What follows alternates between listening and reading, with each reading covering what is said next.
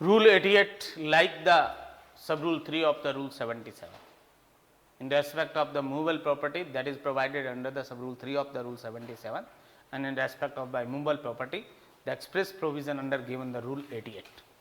Bid for the co-share to have preference, where the property sold is a share of undivided immovable property, and the two or more person or whom one is a co-sharer respectively bid the same sum for the such property or for any lot, the bid shall be deemed to be the bid of the co-sharer.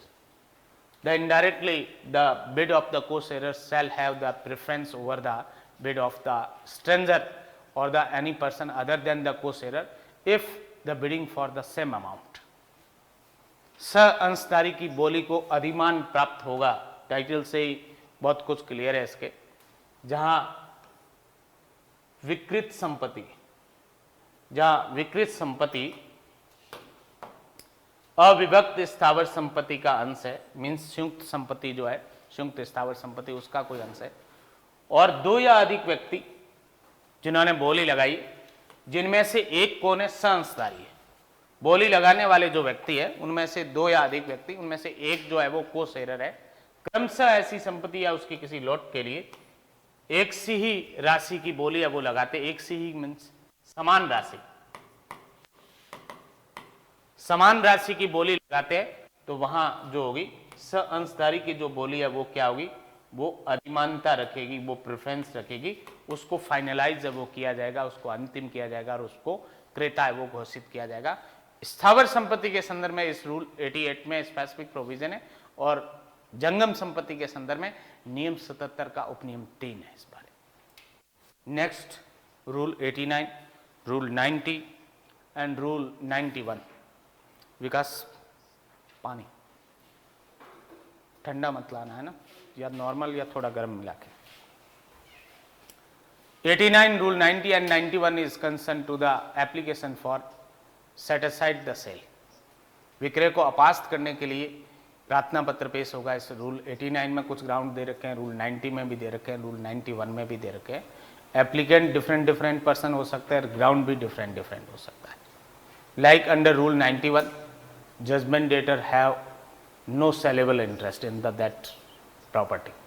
निर्णित ऋणी का जो है उस संपत्ति में विक्रय योग्य हित नहीं है। ये जो ग्राउंड है वो रूल 91 में पढ़ेंगे अपन। इफ देर इज फ्रॉड और इरेगुलरिटी इन द पब्लिकेशन और conduct of the sale, it is the ground under the rule 90।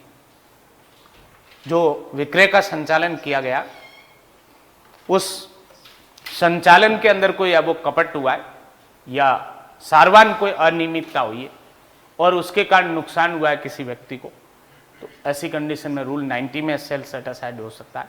और 89 के अंदर अमाउंट डिपॉजिट करके जो राशि है परचेजर ने डिपॉजिट की है वो टोटल अमाउंट उसको वापस दिया जाए और 5% और एडिशन में दिया जाए। उसको जो है वो राशि यदि जमा कर दी जाए जो भी कोर्ट टाइम देता है उसके विदिन, तो ऐसी कंडीशन में ये 89 की एप्लीकेशन जजमेंट डेटर भी ला सकता है और कोई पर्सन भी है वो ला सकता है जो उस कंसर्न प्रॉपर्टी में इंटरेस्ट रखता है। तो इस तरीके से ये रूल 89, रूल 90 और रूल 91 है।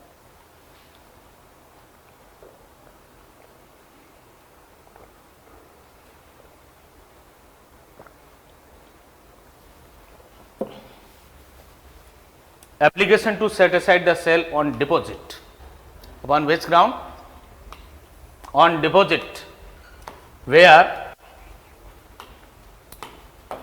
immovable property has been sold in execution of a decree, any person claiming an interest in the property sold at the time of the sale or at the time of the making the application or acting for or in the interest of the such person may apply to have the sale set aside on his deposition in the court, who may be the judgment debtor himself or herself or the any other person which having the interest in that property which may be which is sold in execution of the decree.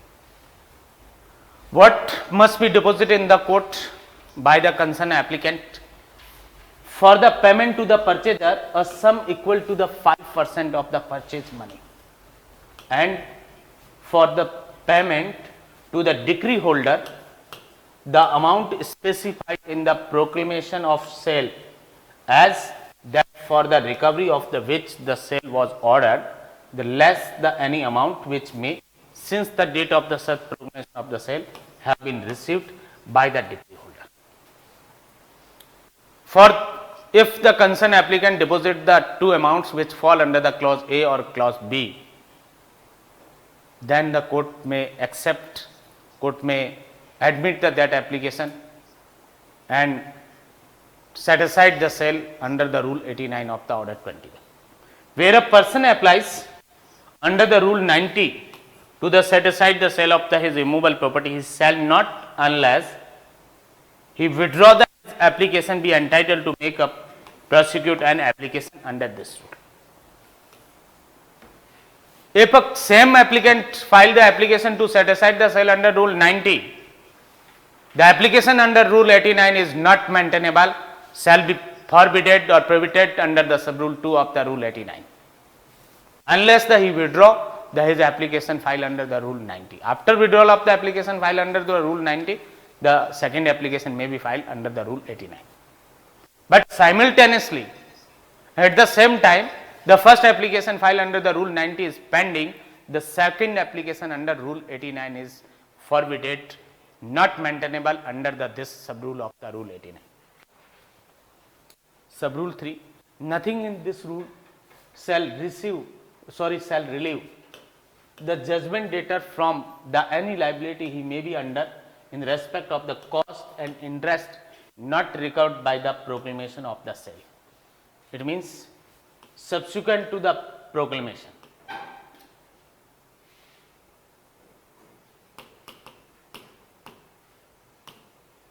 if any cost or the interest which is imposed upon the concerned judgment debtor, or the judgment debtor is responsible to pay the cost or interest subsequent to the proclamation, he shall not be relieved by the application is filed under the rule 89 and set aside under this rule.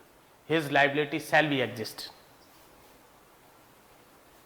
Amount which is specified under the proclamation, which must be deposited under the rule 89, but subsequent to the proclamation, if the proclamation issued in the month of the January and this application is filed in the month of the June or July, etc., and decided by the court in the August or September, etc., for the 6 to 7 or 8 month, if any interest of that amount which is specified under the proclamation, the concerned judgment debtor is responsible for the subsequent interest or the any cost, etc., which may be imposed upon the concerned judgment debtor.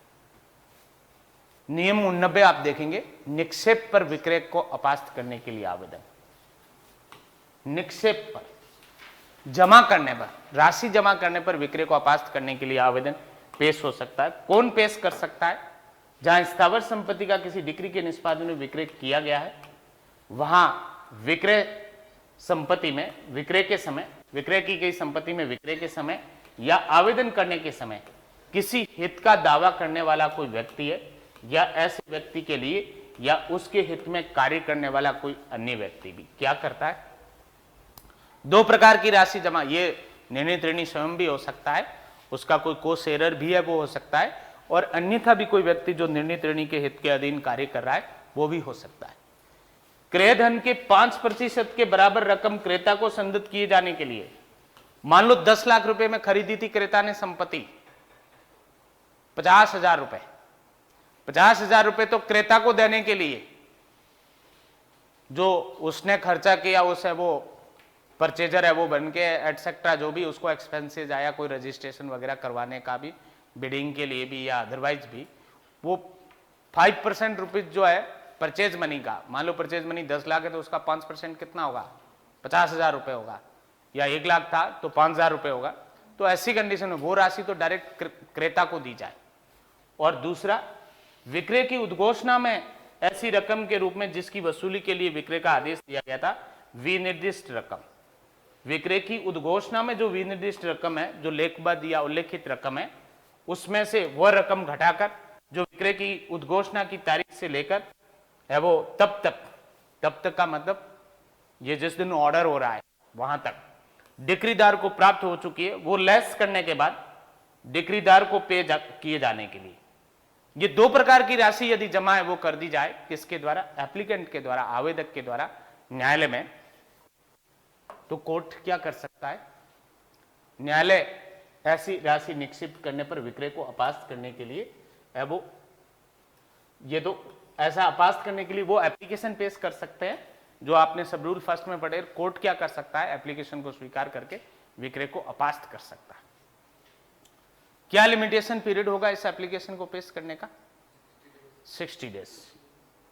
क्या है limitation period rule 89 की application पेश करने का? 60 days limitation है as per the article 127 of the schedule of limitation act 1963।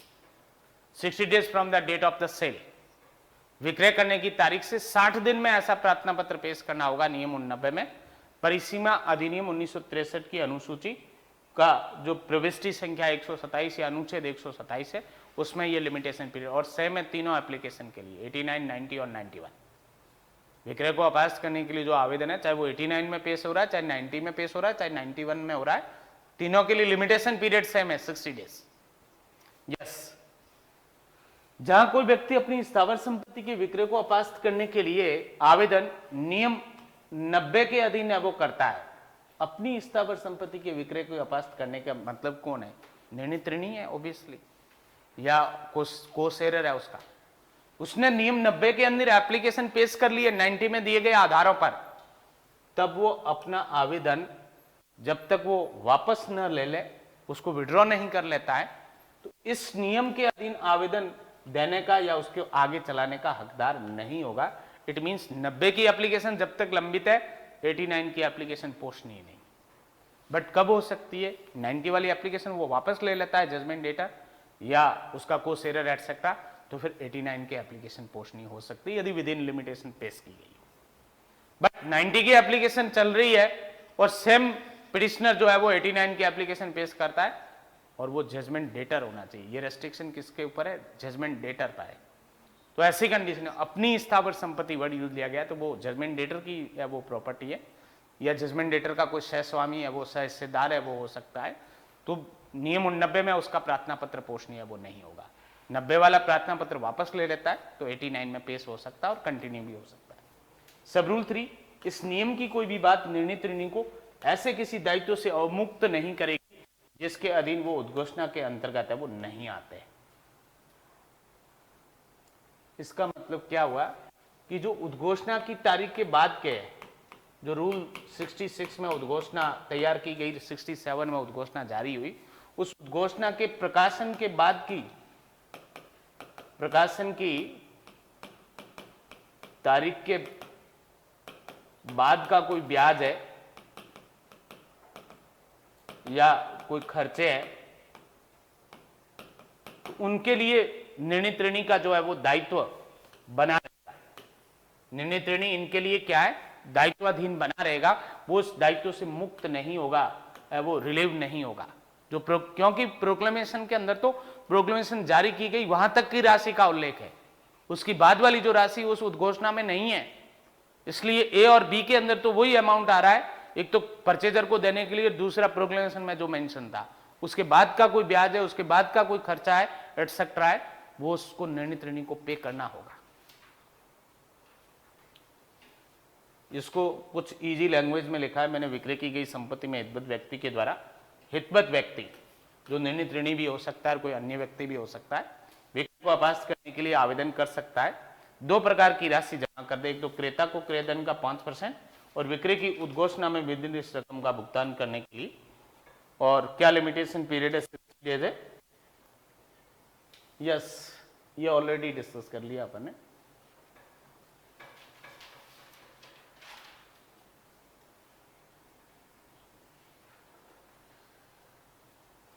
ये 89 में नहीं दे रखा, ये कहां दे रखा है? ये दे रखा है 92 में। रूल 92 का जो सेकंड पॉइंट है उसमें दे रखी बात, यदि 89 की एप्लीकेशन को कोर्ट स्वीकार कर लेता है और वो अमाउंट वो 60 डेज में जमा कर देता है, कोर्ट के द्वारा डायरेक्शन जो दिया गया वहां से, तो कोर्ट क्या कर सकता है? विक्रय को अपास्त कर सकता है।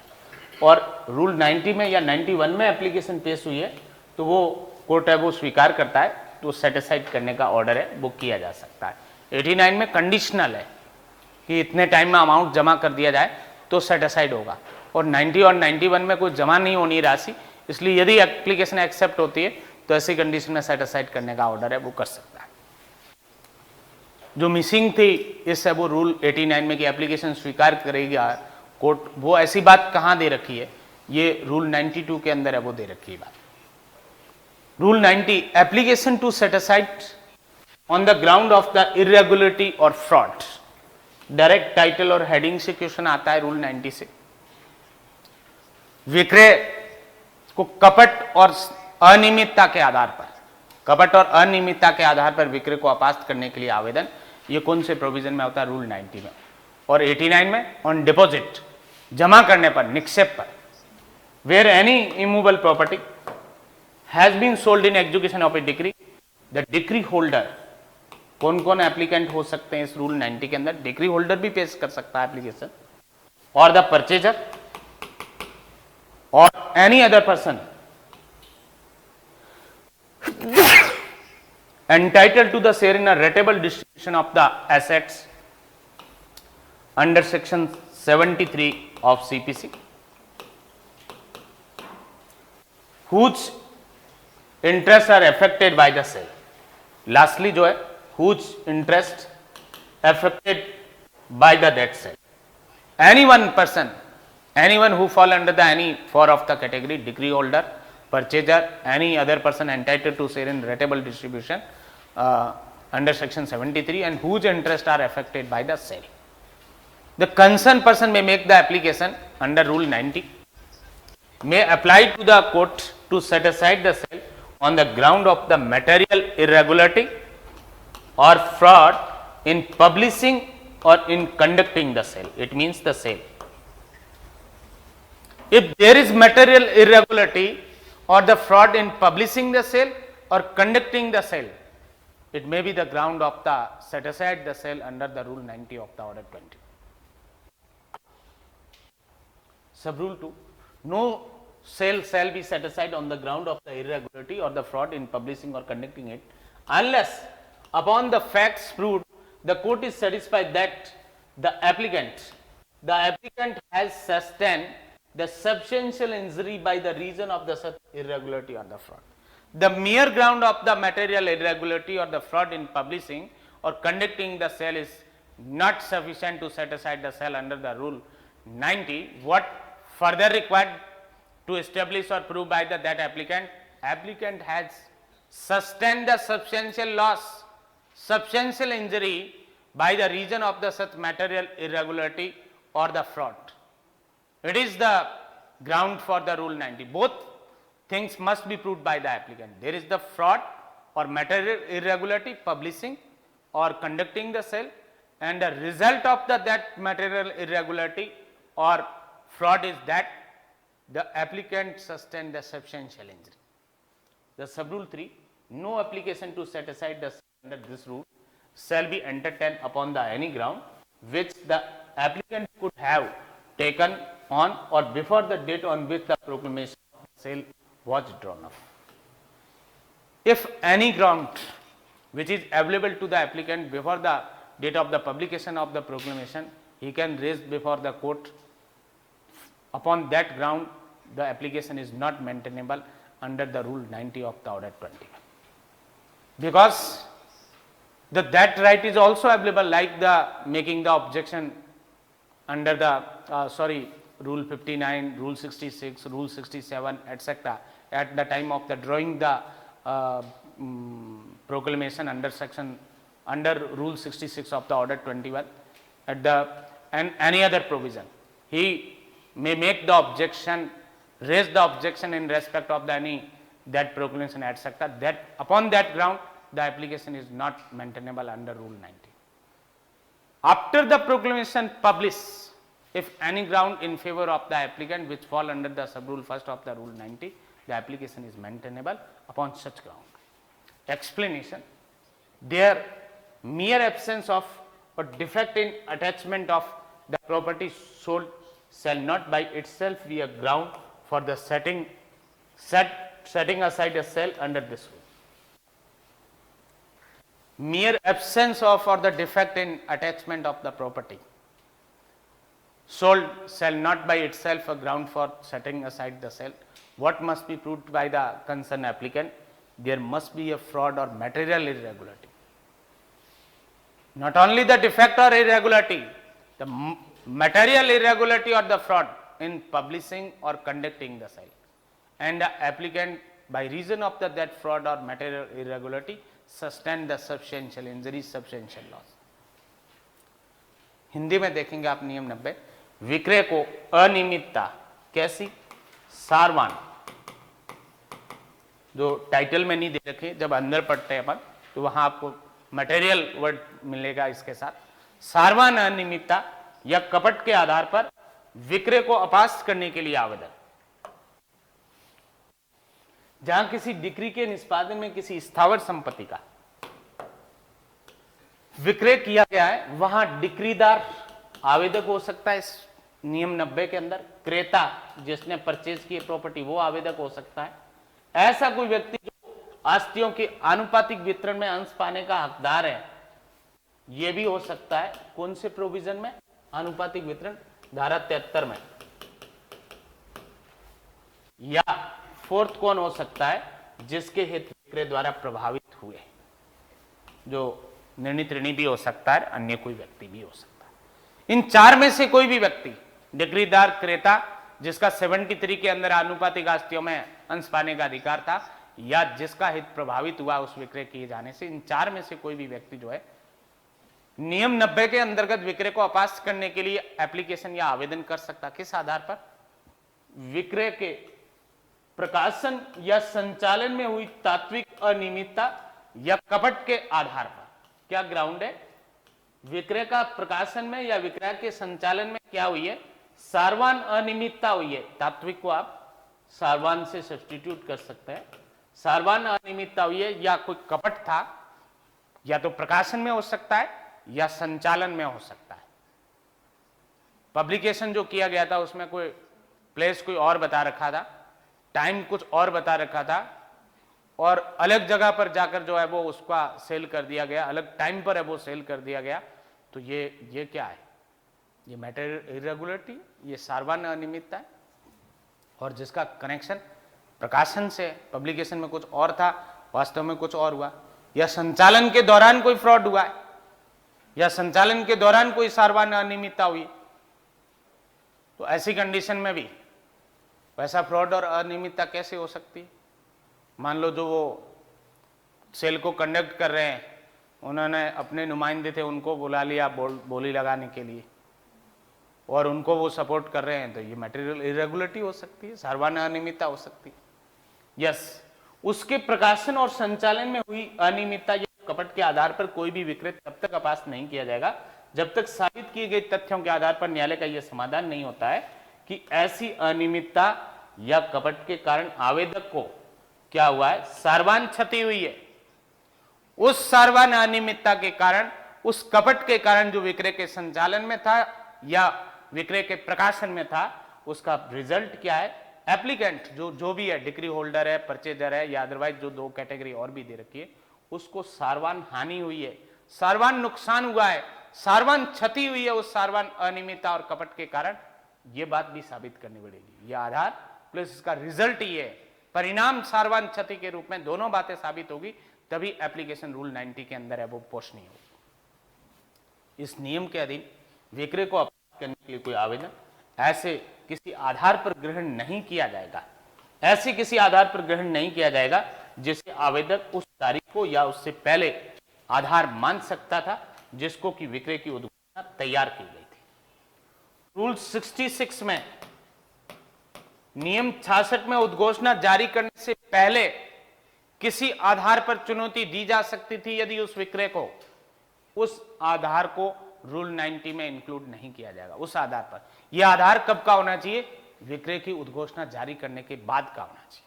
ये जो फ्रॉड और सारवान अनियमितता, ये विक्रय की उद्घोषणा जारी करने के बाद की होनी चाहिए, और विक्रय के प्रकाशन में या विक्रय के संचालन के संबंध। जो विक्रय की उद्घोषणा जारी करने से पहले कोई आधार उपलब्ध था कंसर्न एप्लीकेंट को और वो चुनौती दे सकता था इस ऑर्डर 21 के किसी और रूल में, उस स्टेज से पहले उद्घोषणा जारी होने से पहले वो चैलेंज कर सकता था, उसको है वो चुनौती दे सकता था, उस आधार पर नियम 90 में प्रार्थना पत्र पोषणीय नहीं होगा। वो राइट टू वेव, उसको ऐसा मान लिया जाएगा कि उसने उस स्टेज पे आपत्ति करने का अधिकार जो है वो खो दिया है, और वो रूल 90 में भी उस ग्राउंड पर है वो चैलेंज नहीं कर सकता।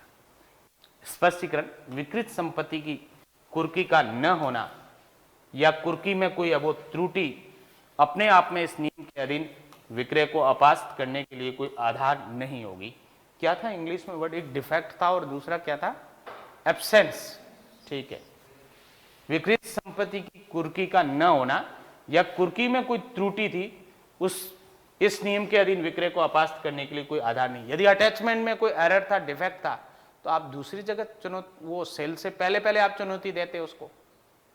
यदि अटैचमेंट में किसी प्रकार का अटैचमेंट है वो हुआ ही नहीं था या डिफेक्टिव था अटैचमेंट, तो जहां पे भी आपके पास रूल 58 एटसेट्रा में चुनौती देने के आधार पे ऑब्जेक्शन और claim as to the attach property, कुर्क की गई संपत्ति के बारे में दावा और आपत्ति करने का अधिकार था, तो आप रूल 58 में अर्लियर स्टेज पे चैलेंज कर सकते थे सेल होने से पहले।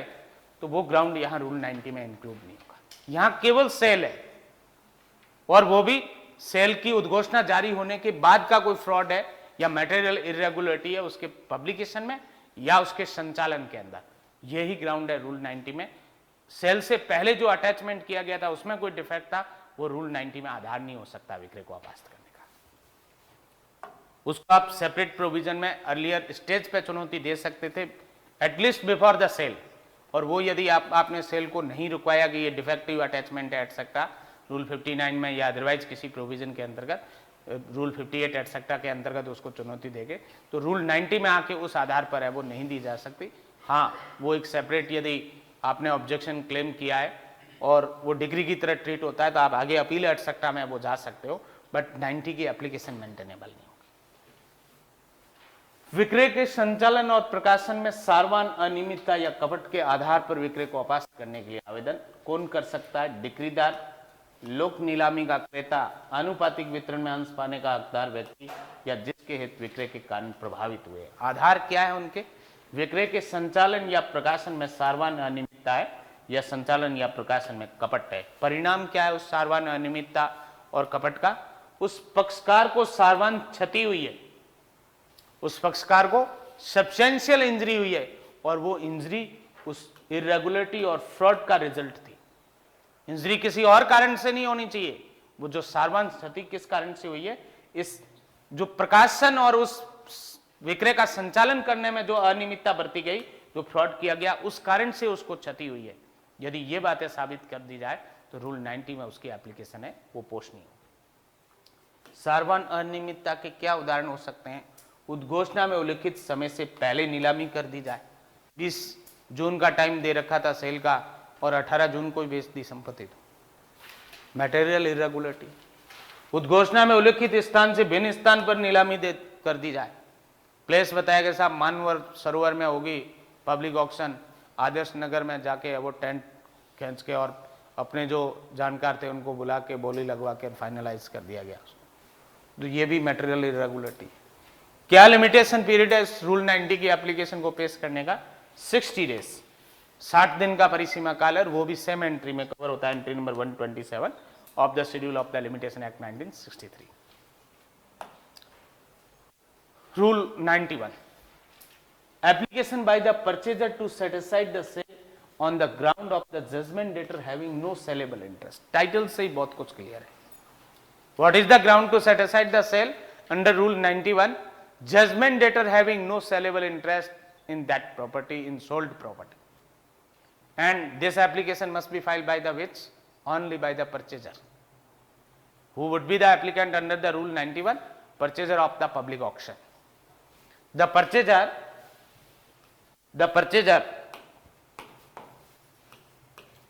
at any such sale in execution of the decree may apply to the court to set aside the sale on the ground that the judgment debtor had no sellable interest in the property sold. Hindi में देखेंगे आप नियम 91, विक्रय का इस आधार पर अपास्त करने के लिए किसके द्वारा?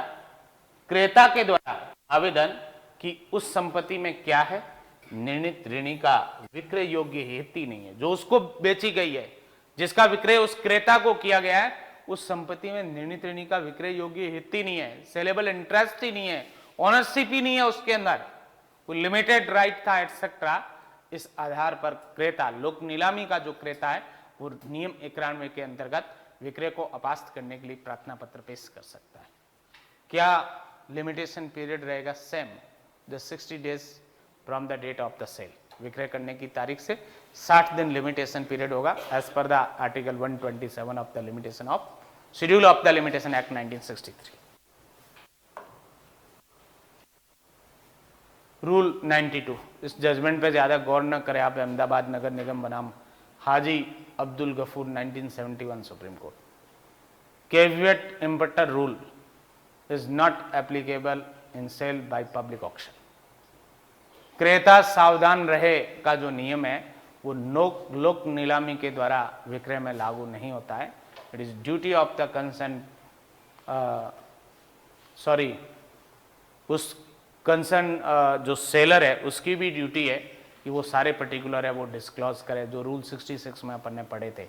प्रॉपर्टी और उनका कोई पार्ट एटसेट्रा, कोई रेवेन्यू उस पर एसेस है, किसी प्रकार का इनकम ब्रेंस है, उन सभी बातों को, और जो लास्ट पॉइंट था जो परचेजर के लिए है वो इम्पोर्टेंट है, उन सभी बातों को डिस्क्लोज करे उसके अंदर। तो इसलिए जो ये कैविएट इम्पटर रूल सामान्यतः ये जो है परचेजर के इंटरेस्ट के अगेंस्ट है कि कोई भी प्रॉपर्टी यदि मार्केट में आप ले रहे हो तो आप देख के लीजिए, आप सावधानी है वो रखिए। लेने के बाद है वो आप ये नहीं कह सकते कि साहब इसमें डिफेक्ट है, पहले देख लीजिए आप, और आपने नहीं देखा है तो यू आर रेस्पॉन्सिबल। बट उसके कुछ एक्सेप्शन भी है, फिड्यूसरी रिलेशनशिप है, लाइक कुछ इस तरीके के और भी है वो रिलेशनशिप है। तो उसके अंदर सेक्शन कौन सा है इसमें, सेल ऑफ गुड्स एक्ट का सेक्शन 16, वो माल विक्रय अधिनियम की जो धारा 16 है वो कैविएट इम्पटर रूल से रिलेटेड है, क्रेता सावधान रहेगा।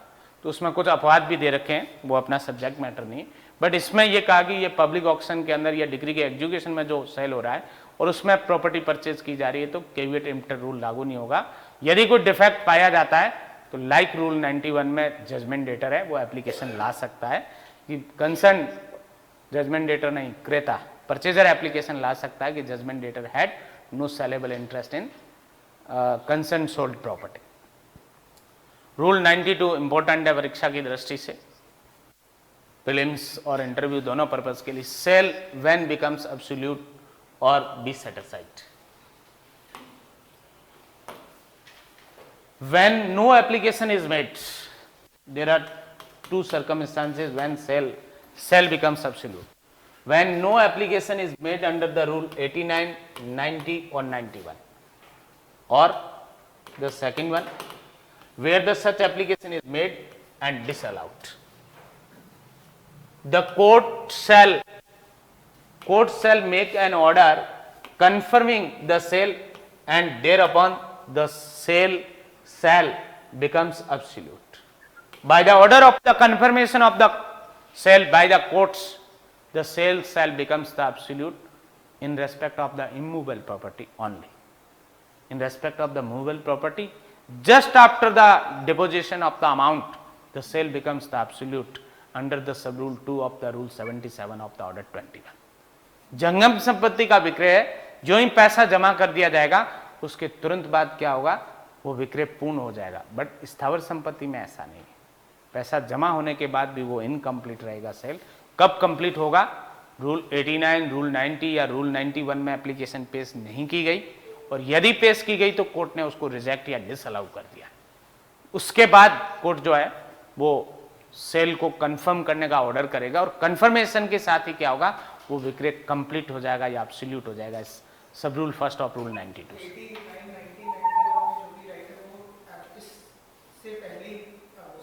यस इसका मतलब ये हुआ कि वो जो लिमिटेशन 60 डेज से पहले तो कंफर्मेशन का ऑर्डर ही नहीं होगा, कोर्ट वेट करेगा उस लिमिटेशन पीरियड तक।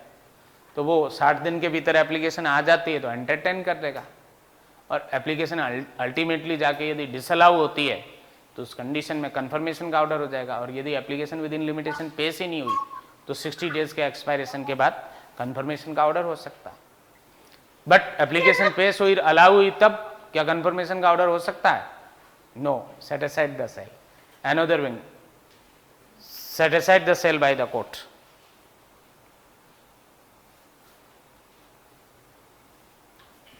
Yes, provided that where any property is sold in execution of a decree pending the final disposal of the any claim to or the any objection to the attachment of such property, the court shall not confirm the such sale until the final disposal of the such claim or objection. This is concerned to the rule 58. If there is any objection or claim is made in respect of the attached property till the disposal of that application under the rule 58 of the order 21, court shall not confirm the sale under the rule 92 of the order 21. Subrule 2, where the such application is made and allowed. The application, such application means under the rule 89, 90 or 91. The application made under the rule 89, 90 or 91 and allowed by the court, and where in case of an application under the rule 89, the deposit required by that rule is made within the 60 days from the date of the sale, or in cases where the amount deposited under the rule 89 is found to be deficient owing to any clerical or arithmetical mistake on the part of the depositor, and the deficiency has been made good within the such time as may be fixed by the court, then the court shall make an order setting aside the sale. It is subject to the deposit of the amount which is referred under the clause A or B of the subrule first of the rule 89 within the 60 days from the date of the sale, or if deficient amount etc. paid into the court to complete that deficiency time which is fixed by the court, then the ultimately court shall make the order of the setting aside the sale under this subrule 2 of the rule 92, provided that no order shall be made unless the notice of the application has been given to the all person affected thereby.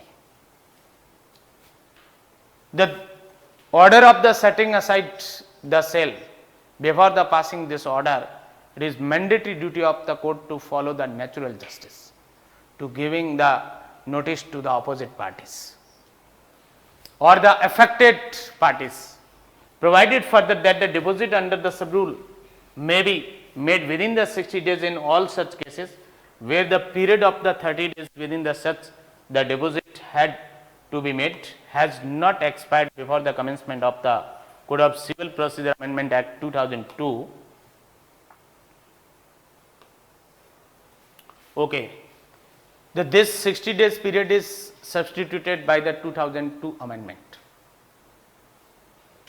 If that amount is not paid within the 30 days before the commencement of at the time of the commencement of this amendment, Civil Procedure Code Amendment Act 2002, that amount may be paid within the 60 days from the date of the sale.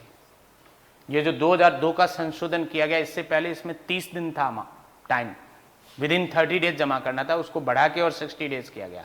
तो जब 2002 का amendment enforce में आया, जो कुछ भी date है, क्या 1 जुलाई 2002, 1 जुलाई 2002 में, उस तारीख को यदि वो 30 दिन खत्म नहीं हुए थे, 30 दिन समाप्त नहीं हुए थे, तो वो बढ़ा हुआ टाइम उसको है वो मिलेगा, कंसर्न है वो पार्टी को, वो 60 डेज में वो डिपॉजिट कर सकता है. Sub rule 3, no suit to set aside an order made under this rule shall be brought by the any person against whom the such order is made. What is the remedy if the any order is passed under the rule 92 of the order 21? Appeal. What is the remedy? Appeal under the order 43 rule first, if order of the making absolute the sale or the set aside the sale. In both cases, what is the remedy? They file the appeal, prefer the appeal under the order 43 rule first. This is the appealable order.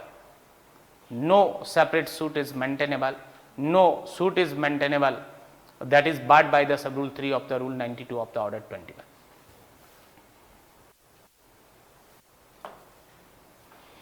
Sub rule 4, where a third party challenges the judgment debtor's title by filing a suit against the auction purchaser, the holder and the judgment debtor shall be necessary party to the that suit.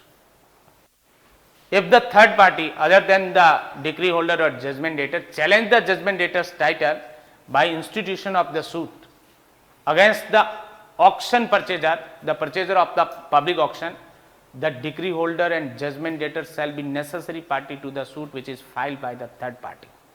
It means must be implicated as a party in that suit and must be heard the both judgment debtor and decree holder in the that suit. Sub-rule 5, if the suit referred to in sub-rule 4 is decreed, the court shall direct the decree holder to refund the money to the auction purchaser, and where the such order is passed, the execution proceeding in which the sale had been held shall, unless the court directs, be revived at the stage of the at which the sale was ordered. If ultimately the suit filed under the sub-rule 4 is decreed by the court, it means the judgment debtor's title is defeated, indefective and ultimately adjudicated by the courts, then the decree holder is bound to pay refund amount to the that purchaser or the auctioneer purchaser, and the proceeding, because the proceeding of the sale is fruitless. In that case, at what stage the order of the sale is passed, to revive the proceeding from that stage as per this sub-rule 5 of the rule 92. Hindi में आप नियम 92 है वो देखेंगे। विक्रय कब आतंकित हो जाएगा या अपास्त कर दिया जाएगा, इसके टाइटल और हेडिंग से भी ये वो प्रीलिम्स के अंदर क्वेश्चन पूछा जाता है और इंटरव्यू में भी पूछ लेते हैं कई बार से। विक्रय का आतंकित होना किस संपत्ति के बारे में, ये स्थावर संपत्ति से रिलेटेड है, इमूवेबल प्रॉपर्टी से कंसर्न है ये, क्योंकि मूवेबल प्रॉपर्टी के केस में सेल के एब्सोल्यूट होने का प्रोविजन कहाँ है, रूल 77 के सब रूल 2 में, नियम 77 का उपनियम 2 उससे कंसर्न है। जहां नियम 89 या नियम 90 या नियम 91 के अधीन कोई आवेदन विक्रय को अपास्त करने के लिए पेश नहीं किया गया है, या जहां ऐसा आवेदन किया गया और कोर्ट ने क्या कर दिया, उसको अनअनुज्ञात कर दिया, खारिज कर दिया, तो ऐसी कंडीशन में क्या होगा, न्यायालय विक्रय को पुष्ट करने वाला एक ऑर्डर पारित करेगा और उस पुष्टि के ऑर्डर के साथ ही क्या होगा, विक्रय पूर्ण हो जाएगा या विक्रय आत्यंतिक हो जाएगा। जब तक कोर्ट ये पुष्टि का ऑर्डर नहीं करता है तब तक उस विक्रय की पोजीशन क्या थी, इनकम्प्लीट था, वो अपूर्ण विक्रय था, वो इनकम्प्लीट राइट था कंसर्न परचेजर का। उसका राइट कब कंप्लीट होगा, by the order of the confirmation of the court, न्यायालय की पुष्टि के ऑर्डर के बाद, और पुष्टि होते ही वो सेल कंप्लीट हो जाएगी। परंतु जहां किसी संपत्ति का, ऐसी संपत्ति के किसी दावे का अंतिम निपटारा होने तक या उसकी कुर्की के लिए आक्षेप के लंबित रहने तक डिक्री के निष्पादन में वह वो विक्रय किया गया है, वहां न्यायालय ऐसे विक्रय के, ऐसे दावे और आक्षेप के अंतिम निपटारे तक पुष्ट नहीं करेगा, क्योंकि रूल 59 के अंदर जो वो कोर्ट की डिस्क्रिशनरी पावर है, stay the sale, sale word नहीं यूज लिया गया है। यदि रूल 58 के अंदर ऑब्जेक्शन और क्लेम हो गया तो रूल 59 में कोर्ट उसको स्टे कर सकता है, सेल को कर सकता है, मैंडेटरी नहीं है। मान लो नहीं किया स्टे तब, और तो ऐसी कंडीशन में सेल जो विक्रय की उद्घोषणा जारी होगी उसके कॉन्सिक्वेंस में विक्रय होगा। तो जब तक वो रूल 58 की एप्लीकेशन पेंडिंग थी तब तक ये पुष्टि का ऑर्डर नहीं होगा कोर्ट के द्वारा। उसके डिस्पोजल के बाद जो है वो पुष्टि का ऑर्डर होगा। ये कोर्ट के ऊपर है वो बाध्यकारी प्रभाव डाला गया है कि रूल 58 को आप एप्लीकेशन को पहले डिसाइड करिए और कंसर्न पार्टी जो जजमेंट डेटर उसका टाइटल कंफर्म होता है उस एप्लीकेशन के अंदर, तो देन आप पुष्टि करिए उसकी। सब रूल 2, जहां ऐसा आवेदन किया गया और अनुज्ञात कर दिया जाता है, एप्लीकेशन रूल 89, रूल 90 या 91 में पेश भी हुई और कोर्ट ने उसको स्वीकार भी की है, अपास्त करने योग्य माना है। जहां नियम 89 के अधीन आवेदन की दशा में वो निक्षेप, वो जमा नियम द्वारा अपेक्षित है, विक्रय की तारीख से 60 दिन के भीतर कर, या उस दशा में जिसमें नियम 89 के अधीन निक्षिप्त रकम और से कोई लिपिकी या गणितीय भूल हुई है उसके कारण कम पाई जाती है डेफिसिट, और ऐसी कमी इतने समय के भीतर पूर्ण कर दी जाती है जितना न्यायालय द्वारा नियत किया गया, तो अल्टीमेटली कोर्ट क्या ऑर्डर करेगा, विक्रय को अपास्त करने वाला ऑर्डर पारित किया जाएगा इस नियम 89 के संदर्भ। परंतु जब तक कि आवेदन की सूचना उसके द्वारा प्रभावित सभी व्यक्तियों को न दी गई हो, ऐसा कोई आदेश नहीं किया जाएगा। जब रूल 89, रूल 90 और रूल 91 की एप्लीकेशन आएगी तो सेकंड जो पार्टी है उस पार्टी को है वो नोटिस भेजा जाएगा, उस एप्लीकेशन की कॉपी है वो दी जाएगी, उनको सुनवाई का अवसर दिया जाएगा और उसके बाद ये सेट असाइड करने का ऑर्डर दिया जाएगा। बिना दूसरी पार्टी को सुने ये ऑर्डर है वो एक तरफा या एक पार्टी को सुन के नहीं किया जा सकता। सेकंड प्रोविजो, परंतु यह और है, इस उपनियम के अधीन निक्षेप उन सभी मामलों में 60 दिन के भीतर किया जा सकेगा, 60 दिन के भीतर किया जा सकेगा, जहां 30 दिन की अवधि जिसके भीतर निक्षेप किया जाना था सिविल प्रक्रिया संहिता संशोधन अधिनियम 2002 के प्रारंभ से पहले समाप्त नहीं हुई थी। मान लो 1 जुलाई 2002 को यह अमेंडमेंट लागू हुआ था और विक्रय जो है 20 जून 2002 को किया गया था, तो ऐसी कंडीशन में अभी तो 10 ही दिन निकले थे, 10 से 12 दिन, 20 दिन और बचे हुए थे, तो ऐसी कंडीशन में उसको कितना टाइम मिलेगा? जो पहले 30 डेज वो टाइम था, 30 डेज में विक्रय की तारीख से 30 दिन के भीतर वो जमा करे, उसको 60 डेज का टाइम मिलेगा, जिसका समय जो है 2002 के संशोधन अधिनियम के लागू होने के समय 30 दिन वाला समय समाप्त नहीं हुआ था, मीन्स वो कंटिन्यू था, अभी बचा हुआ था कुछ समय उसके लिए, तो उस एप्लीकेंट को जो है जस्ट आफ्टर कमेंसमेंट है वो 60 डेज में जहां विक्रय हुआ है वहां से 60 दिन के भीतर है वो जमा कर सकता है अमाउंट। और मान लो ये जून में नहीं होता, 1 जुलाई 2002 को ये तो लागू हुआ था संशोधन, और मई में यदि विक्रय किया गया था मई 2002 में, तो क्या ऐसी कंडीशन में उसको 60 डेज मिल सकते हैं? नो, क्योंकि वो मई में यदि हुआ था तो वो तो 30 डेज जून लास्ट से पहले पहले कंप्लीट हो गई, तो इस कंडीशन में एक्सटेंड नहीं होगा, उसको 60 डेज नहीं मिलेंगे, वो लिमिटेशन उसकी एक्सपायर हो चुकी है। जो विद इन लिमिटेशन था जिस दिन लागू हुआ ये संशोधन एक्ट उस दिन, तो उसको 30 दिन के बजाय वो 60 डेज से वो टाइम मिलेगा और वो 60 डेज के विद इन वो जमा कर सकता है। और ये उन लोगों के लिए फायदेमंद था जो 2002 का संशोधन जिस तारीख को लागू हो रहा था उस तारीख को उनका रनिंग था वो लिमिटेशन पीरियड, जिनका चल रहा था लिमिटेशन में, उनके लिए मान लो सेल ही यदि 2003 में हुई तो क्या उस कंडीशन में ये प्रावधान लागू होगा? 2003 भी नहीं है, 1 जुलाई 2002 के बाद होती है, 2 जुलाई 2002 को यदि विक्रय हुआ उसमें क्या ये प्रावधान लागू होगा जो आपने इस लास्ट प्रोविजन में पढ़ा है या सब रूल 2 में पढ़ा है? नो, उस कंडीशन में तो उनके लिए लिमिटेशन पीरियड ही 60 दिन रहेगा। ये उन लोगों के लिए जिनका 30 दिन था, पहले शुरू भी हो गया था लिमिटेशन, इस बीच में संशोधन अधिनियम लागू हो गया और 60 डेज बढ़ा हुआ टाइम था, तो उनको फायदा देने के लिए किया गया है कि वो 60 डेज में भी जमा कर सकते हैं। सब रूल 3, इस नियम के अधीन किए गए आदेश को, इस नियम के अधीन किए गए आदेश को मीन्स एक तो पुष्टि करने का ऑर्डर है इसमें और दूसरा विक्रय को अपास्त करने का ऑर्डर है। ये दोनों प्रकार के जो ऑर्डर है, इन आदेश को अपास्त करने के लिए कोई भी वाद किसी व्यक्ति द्वारा नहीं लाया जाएगा जिसके विरुद्ध ऐसा आदेश किया गया। सूट फाइल नहीं कर सकता वो व्यक्ति जिसके विरुद्ध विक्रय का अपास्त करने का ऑर्डर हुआ है या विक्रय को पुष्ट करने का ऑर्डर हुआ है। तो क्या कर सकता है वो अपील कर सकता है। क्या कर सकता है? अपील कर सकता है ऐसे ऑर्डर के विरुद्ध। कहां? आदेश 43 के नियम 1 में। क्या रेमेडी है उसके पास?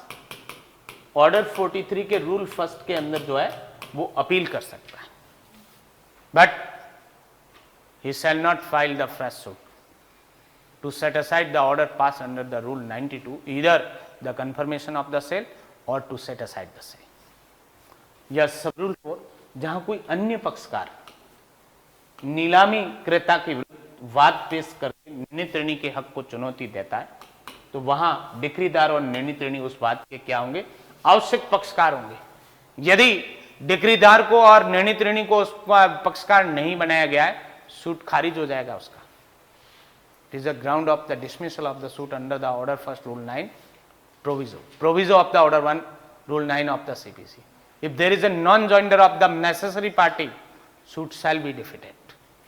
इट मींस इनको मैंडेटरी रूप से पार्टी बनाया जाएगा, डिक्री होल्डर को और जजमेंट डेटर को।